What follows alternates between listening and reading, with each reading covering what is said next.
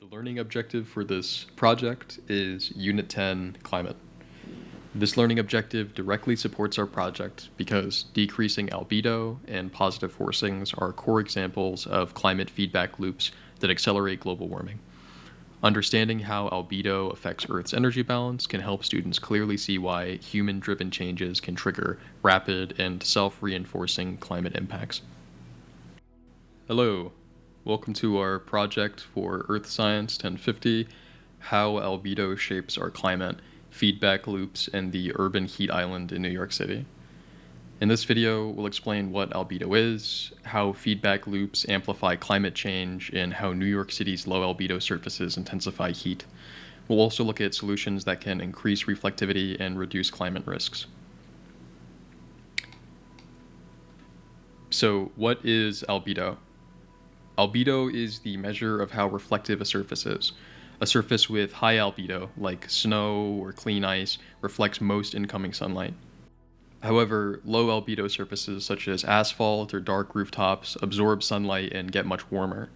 This difference plays a huge role in controlling how much solar energy stays in Earth's climate system, and low albedo means more heat and high albedo means more reflection.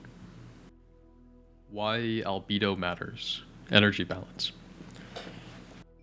Earth's temperature is controlled by a balance between incoming sunlight and outgoing reflected energy. Albedo is directly related to this balance.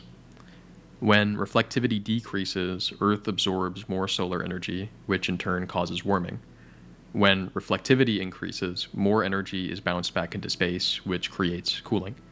Even small changes in surface reflectivity can create very large climate impacts. Feedback loops.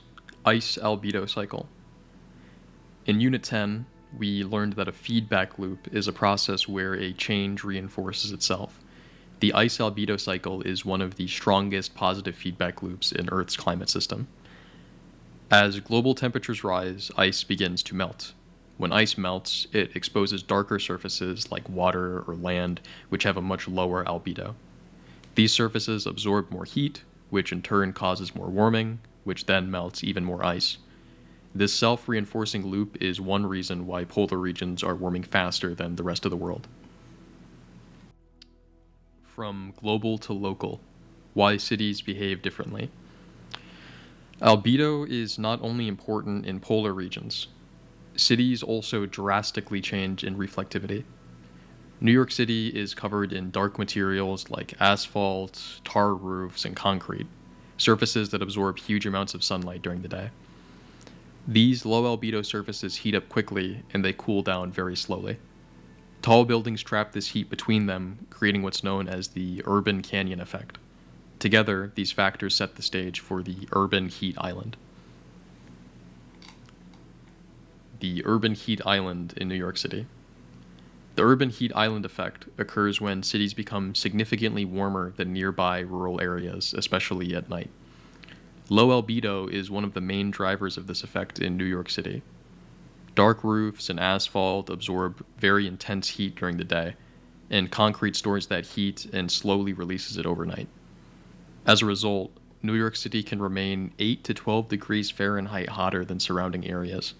This creates a positive feedback loop at the urban scale. Low albedo leads to more heat absorption, which then leads to higher temperatures. Then people start using more air conditioning as a result of these higher temperatures. More waste heat is released from the energy of using all of these air conditioners, which then results in even higher temperatures. Increasing albedo in New York City. The solutions. While this may seem like a very difficult problem to solve, the good news is that cities can actually increase their albedo and break this feedback loop. New York City has already started implementing several strategies, including, but are not limited to, cooling roofs, which are roofs that are painted with reflective white coatings that bounce sunlight away. Green roofs that include plants and soil that cool the surface and provide shade. Reflective pavements, which are brighter materials or coating that's applied to pavements to keep the ground cooler during the day. And also planting more trees in parks, which increases vegetation, which in turn increases reflectivity and reduces heat retention as less sunlight is likely to be absorbed into asphalt or concrete. Research shows that even modest increases in rooftop albedo can significantly reduce the overall city temperatures and energy usage. Part 8. The conclusion. In this video, we explored how albedo influences climate at both the global and local scales. We saw how positive feedback loops, like the ice albedo cycle, can significantly amplify warming. We also showed how New York City's low albedo surfaces intensify what's called the urban heat island effect. By increasing reflectivity and albedo through cooling roofs, reflective pavements, and green spaces, cities can reduce heat, lower energy usage, and protect public health. Small changes in surface reflectivity can create big improvements in climate resilience, and as a result, the climate can be more stable.